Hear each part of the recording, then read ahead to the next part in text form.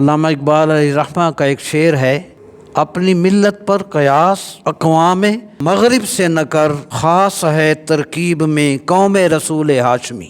دین اسلام کا یہ عظیم احسان ہے کہ ہمارے دین نے زندگی کے ہر قدم پر، ہر سانس پر ہماری رہنمائی فرمائی۔ سب سے پہلے مسلمان کے لیے زندگی کا فلسفہ کیا ہے؟ یہ مسلم شریف کی حدیث ہے، میرے آقا علیہ السلام کا ارشاد ہے، الدنیا سجن المومن و جنت الکافر۔